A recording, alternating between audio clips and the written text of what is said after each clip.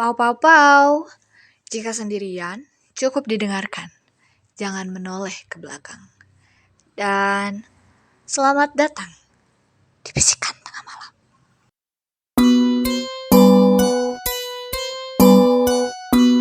Halo semuanya, selamat datang di podcast Sabda Juara 910. Di sini Kapten dapat kiriman cerita dari salah seorang AI yang ingin membagikan pengalamannya. Nama dan tempatnya Kapten samarkan sesuai dengan kemauan si pengirim. Agar tidak penasaran, simak sampai tuntas dan ingat, jangan oleh ke belakang. Kejadiannya berlatar di Pulau Jawa. Sebut aja namanya Mas Pae, umurnya masih 20-an waktu itu. Dia masih kerja di salah satu tempat yang ada di Pulau Jawa ini. Di satu malam, dia pulang dari kantor tempat dia kerja pakai motor. Pulangnya tuh udah malam banget, sekitar jam 11-an lebih. Biasalah anak cowok katanya nongkrong dulu. Dia bawa motor tuh sendirian. Noleh ke kanan hutan, noleh ke kiri sawah. Tapi jalannya cukup bagus, soalnya pakai aspal. Dan sampailah dia ke satu tanjakan yang mana terkenal karena banyak kecelakaannya di sana. Nggak berselang lama, beberapa kilometer tuh dia lihat ibu-ibu pakai baju kebaya biru sama samping lagi gendong bayi di sisi jalan. Pikiran Pak itu awalnya biasa aja, sampai dia mikir lagi. Masa ibu-ibu bawa bayi keluar rumah sampai semalam ini? Udah mulai gak beres tuh. Akhirnya Pak cuekin aja gitu si ibu-ibu ini.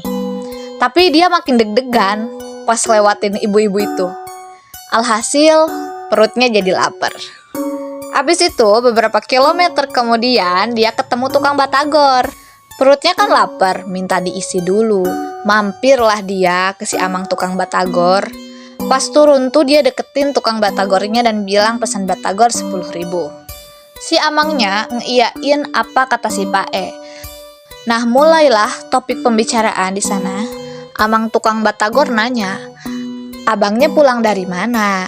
Dingin loh bang malam-malam gini. Itu ibunya nggak abang kasih jaket apa? Pak E jawab lah, loh mang, saya sendirian ini. Panik dia. Nah si amang tukang batagor ini cuma ketawa. Haha, ada aja bang ini. Itu ibunya mau sekalian dibuatin batagor enggak? Kasian mana bawa-bawa bayi. Pikiran Pak itu langsung inget ke ibu-ibu yang dia temuin di sisi jalan tadi. Di sana, si amang batagor malah ngomong sendiri. Katanya si ibu juga mau batagor.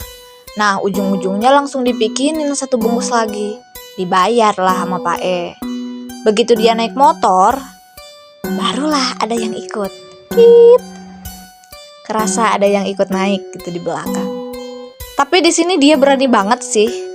Langsung aja itu digas jalanin motor. Di jalan tuh perasaan Pak E udah gak enak. Soalnya motornya itu berat banget. Dia sampai gak bisa mikir jernih apa yang dia bawa di belakang ini apa. Pas dilihat di spion gak ada apa-apa. Padahal itu motornya berat kayak bonceng orang. Setelah beberapa kilometer barulah Pak E ini inget buat berdoa. Awalnya sih dia masih deg-degan, tapi setelah berdoa, perlahan deg-degannya itu mulai hilang. Terus si motornya juga perlahan ya, nggak langsung tiba-tiba ringan, tapi perlahan bebannya itu nggak ada. Mungkin ya, kayaknya dia udah nggak ikut. Pikir Pak E tuh kayak gitu. Akhirnya itu batagor yang dibeli Pak E dibuanglah dua-duanya. Katanya buat si ibu-ibu yang tadi ikut. Dan untungnya ibu-ibu tersebut nggak ikut ke kosan Pak E. Oke, pesan dari pengalaman ini kayaknya kayak gini deh. Kalau kita bepergian kemana aja tuh, mau itu tempat yang kita kenal apalagi yang nggak kita kenal, kita harus sering baca doa. Karena yang ngelindungin kita tuh bukan sajam dan lain-lain, tapi doa dan rasa berani. Kalau ketemu yang kayak gitu tuh jangan takut. Karena mereka nggak bakal ngelukain kita. Sebab kita punya Tuhan yang selalu ngelindungin kita dimanapun dan kapanpun kita berada. Intinya sih ya, jangan sampai kita jadi parnoan dan penakut.